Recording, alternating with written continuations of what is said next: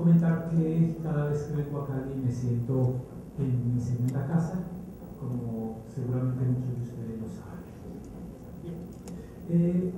Voy a comenzar leyendo la primera parte, muy breve. Dice: hace poco, a través de las redes sociales y las aplicaciones de los smartphones, se divulgó un video bajo el título que traducido sería Juicio de la Escuela o Juicio a la Escuela, en el que se pone la escuela en el estrado y el abogado demandante presenta los argumentos que soportan la demanda. Quiero que en este momento dediquemos los minutos que dura el video a observarlo. Seguramente algunos de ustedes ya lo han visto. Albert Einstein once said, "Everybody's a genius, but if you judge a fish by its ability to climb a tree, it will live its whole life believing that it is stupid." Ladies and gentlemen of the jury, today on trial we have modern day schooling. Glad you could come. Not only does he make fish climb trees, but also makes them climb down and do a 10-mile run. Tell me, school, are you proud of the things you've done? Turning millions of people into robots, do you find that fun? Do you realize how many kids relate to that fish swimming upstream in class, never finding their gifts, thinking that are stupid, believing that are useless? Well, the time has come, no more excuses. I call school to the stand and accuse him of killing creativity, individuality, and being intellectually abusive. He's an ancient institution that has outlived his usage. So, Your Honor, this concludes my opening statement, and if I may present the evidence of my case, I will prove it. Proceed. Exhibit A. Here's a modern day phone. Recognize it? Here's a phone from 150 years ago. Big difference, right? Stay with me. Here's a car from today, and here's a car from 150 years ago. Big difference, right? Well, get this. Here's a classroom of today, and here's a class we used 150 years ago. Now, ain't that a shame? In literally more than a century, nothing has changed. Yet you claim to prepare students for the future? But with evidence like that, I must ask, do you prepare students for the future or the past? I did a background check on you and let the record show that you were made to train people to work in factories, which explains why you put students in straight rows, nice and neat, tell them sit still, raise your hand if you want to speak, give them a short break to eat, and for 8 hours a day, tell them what to think. Oh, and make them compete to get an A. A letter which determines product quality, hence grade A of meat.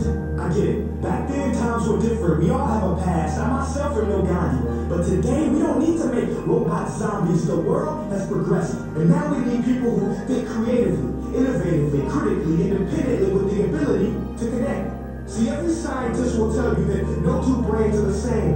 And every parent with 2 or more children will confirm that claim.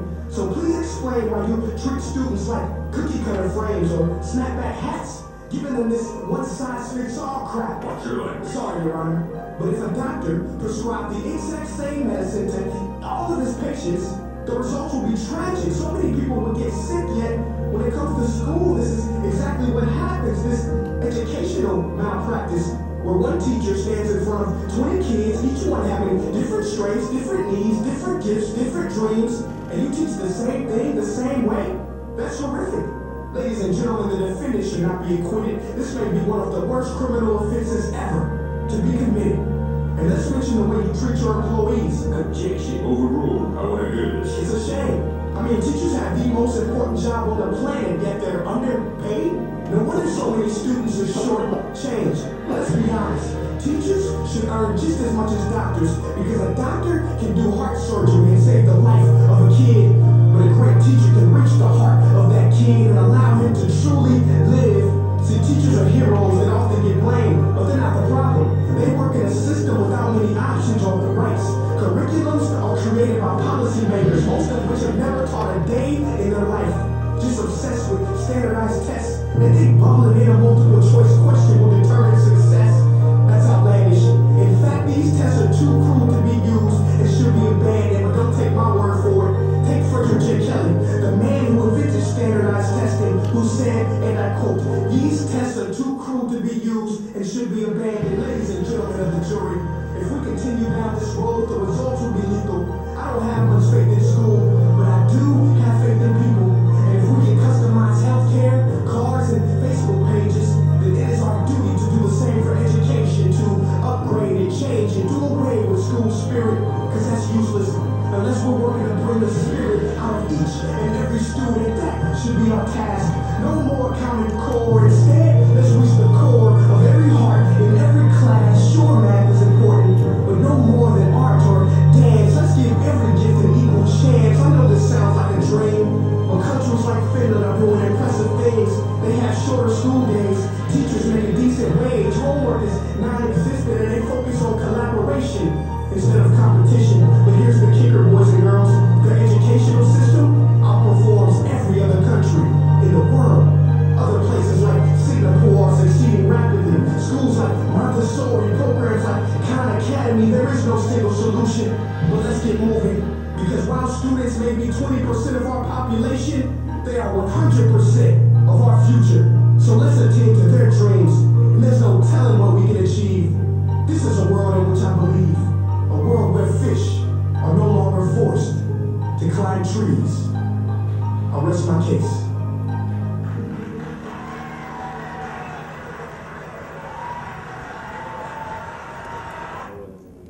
Podría pensarse que la escuela demandada es la de los colegios de educación básica y media, pero sería mejor pensar que se incluyen también a las universidades y demás instituciones encargadas de la educación superior. La respuesta a esta pregunta dependerá de si se logran identificar diferencias sustanciales en estos niveles, ámbitos o escenarios educativos. En esta dirección, a continuación, se hace una superficial descripción de la educación en matemáticas en los niveles educativos citados. La educación en matemáticas en la educación básica y media, y la voy a comparar con la educación superior en al menos tres aspectos: lo que tiene que ver con el currículo, con la investigación y con la formación de los profesores. Comencemos entonces con el currículo en la educación básica y media.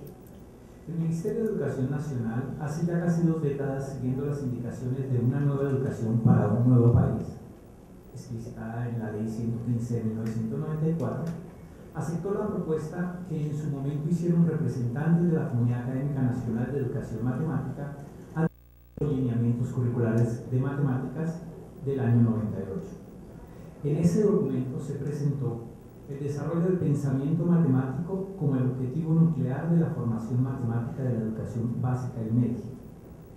Años después, el Ministerio aceptó y publicó la propuesta, nuevamente construida por un sector representativo de la misma comunidad, que estableció unas bases curriculares más específicas para las matemáticas escolares, recogida en lo que usualmente se conoce como estándares curriculares para el desarrollo de competencias matemáticas del año 2006. De manera reciente, en el año 2014, el Ministerio convocó a académicos representantes de la misma comunidad académica a hacer una revisión y replanteamiento de los estándares.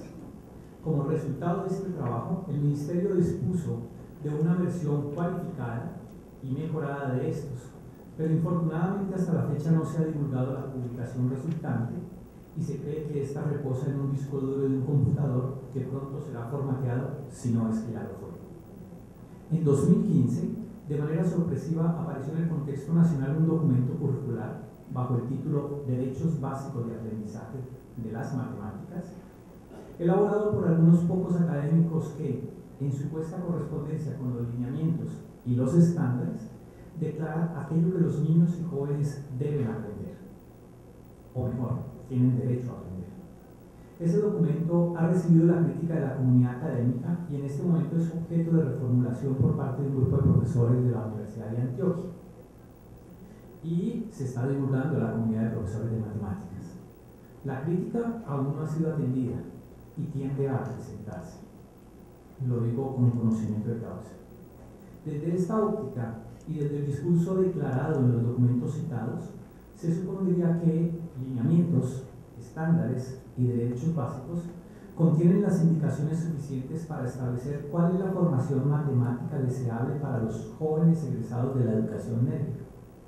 Sin embargo, el nivel de coherencia de los primeros, es decir, de los lineamientos y los estándares, con los derechos básicos y de los derechos básicos con la política establecida en la Ley General de Educación, complica precisar las características esenciales de tal formación. En otras palabras, estos tres documentos deberían definir lo que un estudiante egresado debería saber, pero la falta de coherencia entre los dos primeros y el último hace que no sea posible esa claridad. Otro agravante que acrecienta la falta de precisión es el hecho de que los planes de área de matemáticas de muchas instituciones escolares aún siguen las orientaciones y particularmente la disposición temática del, atención, último currículo de matemáticas obligatorio que tuvo el país y que data del 4 de febrero de 1975, la resolución 277 de ese año. Muestra de ello es, por ejemplo, la correspondencia aparentemente inalterable del estudio de los números naturales en grado sexto, de la aritmética de los enteros irracionales en grado séptimo, del álgebra de los polinomios en grado octavo, de los sistemas de ecuaciones y la geometría analítica en grado noveno, de la trigonometría en grado décimo y de los números reales y el cálculo en décimo. Probablemente algunos de ustedes han tenido ese como currículo, pero atención, data del 75. Y además no es vigente. No es vigente porque la Constitución del año 91 declaró que esta sociedad es una sociedad diversa, pluricultural, me falta una palabra, y que por tanto no podría haber un único currículo para formar a todos los ciudadanos. A la par con la adopción y seguimiento del anquilosado currículo central en la enseñanza de temas, distribuido unívocamente en cada uno de los grados, está la preservación en algunas clases de matemáticas de esquemas de realización de clases donde la actividad matemática, de definir objetos matemáticos y resolver ejercicios tipos, es expuesta o realizada por el profesor frente a sus estudiantes y posteriormente delegada a los estudiantes la tarea de reproducir la actividad del profesor. Como reacción a este esquema han surgido voces y acciones que propenden por el desarrollo de una actividad matemática legítima, realizada por los estudiantes en torno a la solución de problemas matemáticos o el desarrollo de proyectos escolares de matemáticas, que favorezca el aprendizaje de las matemáticas. Paradójicamente, esta reacción tiene un interesante punto de inflexión en la resolución del 75, así como un máximo local en los planteamientos de lineamientos y estándar. Sin embargo, ambos aparecen como discursos didácticos cuya concreción en la acción impone exigentes retos a los docentes y sobre todo a las instituciones escolares y sociales, por ejemplo a la escuela, a las editoriales, a la familia. El principal reto se expresa en restituir el lugar de las matemáticas en la constitución del ser humano, es decir, de los niños y jóvenes, y no solo en el pensamiento de los estudiantes, y reubicar y redimensionar su lugar en la sociedad y la cultura. Este punto es central. Las matemáticas tienen como reto, y la enseñanza de las matemáticas tiene como reto, redimensionar el papel de las matemáticas en la sociedad y en la cultura. Y este problema no se resuelve solamente con metodología. Una situación que se suma a la problemática en cuestión se reconoce a través de las pruebas nacionales, saber e internacionales, por ejemplo PISA, que presentan los niños y jóvenes colombianos, a través de la cual se evalúa su aprendizaje y con ello pues al sistema educativo mismo, y que se estructuran desde enfoques no totalmente compatibles con la especificidad curricular de lineamientos estándares. Por ejemplo, la idea de competencia matemática promovida en los estándares no se corresponde con la establecida para las pruebas PISA. Sin embargo, aceptamos que sean las pruebas PISA las que nos determinen el nivel de formación. En relación con estas pruebas, y más específicamente en relación con los resultados obtenidos en estas, se debe señalar que más allá de mostrar niveles exigidos de aprendizaje de las matemáticas escolares o desarrollo limitado del pensamiento matemático, lo que evidencian es un fracaso del sistema educativo, en el que la escuela, como institución social, muestra su ineficacia e ineficiencia. Hay que precisar a este respecto que esta institución no es la única responsable de tal situación deficitaria, pues ella es tan solo un agente más del sistema educativo, condicionado por variables sociales, culturales, económicas, etcétera, que la impactan de manera agresiva y a veces hasta paralizante. La situación hasta acá planteada ha sido el caldo de cultivo para el surgimiento de un abordaje científico, o si se prefiere académico, de la problemática. En efecto, el problema de la enseñanza y del aprendizaje de las matemáticas ha sido objeto de estudio de la didáctica de las matemáticas, algunos le llaman educación matemática y otros matemática educativa, desde hace varias décadas y desde variados y no menos complementarios enfoques de investigación.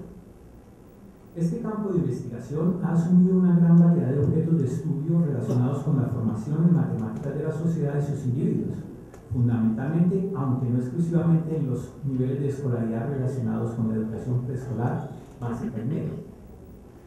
Varios de los resultados investigativos de la educación matemática se han ido reconociendo e incorporando como contenidos pertinentes para la formación de profesores de matemáticas, para promover su conocimiento didáctico del contenido matemático o su conocimiento curricular, e incluso para cualificar su conocimiento matemático o su conocimiento pedagógico. También en el seno de la educación matemática ha surgido la línea de investigación o campo, desde algunas perspectivas, de la educación del profesor de matemáticas, mejor conocido internacionalmente como Mathematics Teacher Education.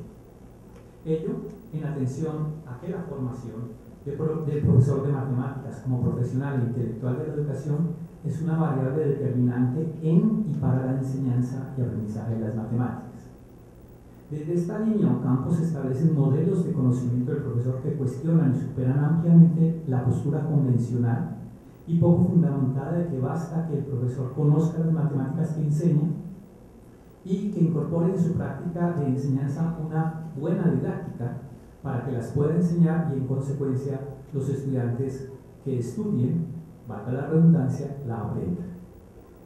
Los resultados investigativos de la educación del profesor de matemáticas están siendo cada vez más tenidos en cuenta en la formulación de los programas de formación inicial y avanzada de los profesores de matemáticas y en los programas de desarrollo profesional.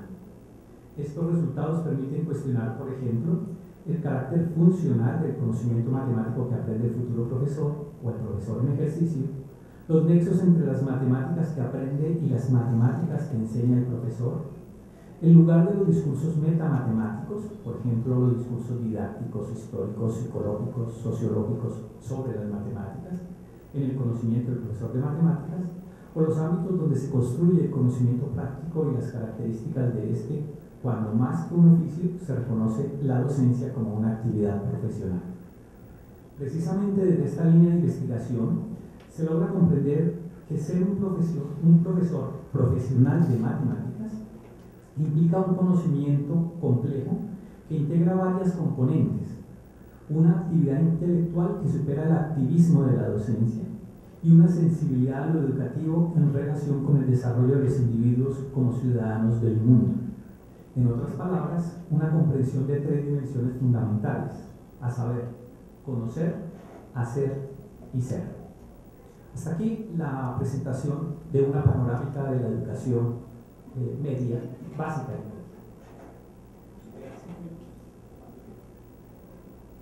2 minutos, doctor. Bien. Por fortuna la segunda parte es más breve, pero voy a comparar con la primera. La educación en matemáticas en la educación superior. Quizá la historia de la enseñanza y el aprendizaje de las matemáticas universitarias pueda llegar a develar las razones e intenciones de las propuestas curriculares para la formación matemática que hoy en día se siguen en los programas o carreras profesionales.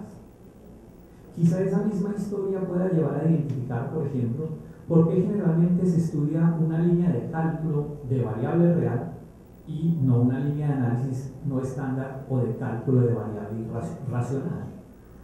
¿Por qué se estudia álgebra lineal en un formato que no obedece a la racionalidad de su surgimiento histórico o a su racionalidad epistemológica? ¿Por qué en muchos programas no se estudia un abordaje de las matemáticas discretas? ¿Por qué no se hace un tratamiento de las geometrías? ¿O por qué el estudio de la estadística y la probabilidad ocupan un lugar no suficientemente destacado? La investigación en la historia de las matemáticas en la educación superior o de la educación superior logrará también esclarecer de qué manera la transformación de visión de país lograda, o al menos pretendida a través de la Constitución de 1991, permeó la tradición en la enseñanza de las matemáticas en este nivel educativo. Muy probablemente esta historia muestre que los cambios que ha sufrido dicha tradición, atención, son mínimos. Es decir, que en estas 2 décadas y media no ha habido transformación fundamental en la enseñanza de las matemáticas en la universidad, que las líneas temáticas de formación siguen inalterables, que los programas de los cursos de matemáticas aún se definen como una secuencia de contenidos temáticos extraídos casi siempre de la tabla de contenido de los libros de texto universitarios, que las prácticas de enseñanza aún conservan la imagen de escuela revelada en el video citado, y que la actividad matemática es la exhibida por el profesor en el aula, y que aprender se reduce a un intento de reproducción de dicha actividad por parte de los estudiantes. Se espera que la realidad desmienta esta descripción discursiva, que en suma revela un anquilosado currículo para las matemáticas universitarias. La historia de las matemáticas universitarias también puede llegar a exhibir si las transformaciones que se logren identificar y que de seguro existen, como ya lo vimos, se deben a trabajos e iniciativas individuales de profesores inquietos y preocupados por la enseñanza y el aprendizaje de las matemáticas, a la constitución de grupos académicos institucionales que conciben la enseñanza de las matemáticas más que como un hacer, como una empresa académica o proyecto profesional, o a una comunidad académica de educadores matemáticos interesados en concebir y atender el problema educativo de matemáticas desde perspectivas investigativas. Precisamente al respecto de lo señalado inmediatamente antes, hay que reconocer que la educación de matemáticas en la educación superior o educación terciaria ha sido objeto de estudio al menos en el marco de programas de investigación. Un ejemplo, el pensamiento matemático avanzado. Que existe al menos una revista especializada en el campo dedicada exclusivamente a divulgar los resultados de investigación e innovación. No sé si conozcan la revista Primus, que traduciría problemas, recursos y asuntos en estudios de la matemática universitaria. La mayoría de las revistas del campo ha abierto sus páginas y publicado otros de tales resultados, y se han publicado algunos libros que editan contribuciones significativas sobre las matemáticas en la educación superior. Hay un libro resultado del estudio de Knight que se titula en español La enseñanza y el aprendizaje de las matemáticas en el nivel universitario. No sé si lo conozcan. Es del año 2001. La enseñanza y el aprendizaje de las matemáticas en el nivel universitario. Es un estudio IGME. En suma, la enseñanza y el aprendizaje de las matemáticas en la educación superior sí ha sido objeto de estudio de la didáctica de las matemáticas. A pesar de lo anterior, es habitual encontrar profesores de matemáticas universitarios que aún consideran que la didáctica de las matemáticas es aquello que el profesor expresa en su actuación docente para procurar una buena enseñanza y eventualmente con la colaboración o participación de los estudiantes un adecuado aprendizaje. Como consecuencia de ello, y quizá mediado por una visión desde lo alto de su engrandecido ego, menosprecian el trabajo académico de los investigadores en la educación matemática y los resultados del mismo. Aducen, por ejemplo, que esos resultados no son universales, como sí lo es la matemática, que sus metodologías no son suficientemente rigurosas, como sí lo es la producción matemática guiada por la lógica, que las publicaciones o eventos del campo admiten todo tipo de documentos sin unas normas claras de evaluación de su calidad, al contrario de los journals de matemáticas donde solo se publica lo mejor de la producción, y que obtener un título de estudios de posgrado en el campo de la educación matemática exige niveles de dedicación menores que una maestría o doctorado en matemáticas. Este tipo de posturas poco o nada ayuda a la articulación de la didáctica de las matemáticas de la educación superior como parte fundamental del conocimiento del profesor de matemáticas de tal nivel. Esto último, como se comentó antes, hace parte de la revaloración que tiene la formación del profesor de matemáticas y de su conocimiento, lograda desde la educación del profesor de matemáticas, entendida como línea de investigación. Sin embargo, se debe reconocer que los resultados de esta línea, aún en general, no logran permear la formación de los profesores universitarios. En muchos ámbitos se sigue considerando que disponer de una maestría o idealmente un doctorado en matemáticas es condición necesaria y suficiente para disponer de las calidades académicas requeridas para desempeñarse como profesor de matemáticas en la educación superior. La investigación y la experiencia factual han mostrado el carácter equívoco de tal consideración. Sin embargo, no parece vislumbrarse cambios sustanciales al respecto. A modo de cierre, quizá de apertura, las descripciones anteriormente expresadas dejan entrever algunas semejanzas y diferencias entre los niveles educativos considerados, y con ello responder la pregunta si la escuela llamada al estrado en el video reseñado incluye o no a las instituciones educativas encargadas de la educación superior. Más allá de ello, y como consecuencia de lo anterior, se ve la necesidad de sugerir que los profesores de matemáticas universitarios, atención a esto, deben, enfatizo, deben girar su atención a la educación matemática como campo de profesionalización e investigación e incorporarlo a su quehacer profesional. Pero igualmente hay que señalar que ello conlleva un compromiso institucional que ofrezca las condiciones académicas y administrativas para que el cumplimiento de este deber genere los cambios sustanciales que se esperan de una actividad intelectual y factual de los profesionales educadores matemáticos para la educación superior. Con esto quiero decir que la educación superior no necesita más matemáticos, sino más educadores matemáticos. Y esa es la propuesta. No creo en cambios específicos a través de metodologías o de programas de apoyo como la única opción. La opción que yo estoy planteando es que los profesores de matemáticas, sea cual sea su formación inicial y de posgrado, se asuman como educadores matemáticos porque, así como lo decía el profesor Salamea, los matemáticos están produciendo muy poco en el país y están produciendo muy poca matemática en el país y a nivel internacional. Pero sí están trabajando mucho como profesores de matemáticas. Asúmanse como profesores de matemáticas que tienen que estudiar no solo matemáticas, sino todos los componentes que constituyen el conocimiento del profesor. No hay otra opción.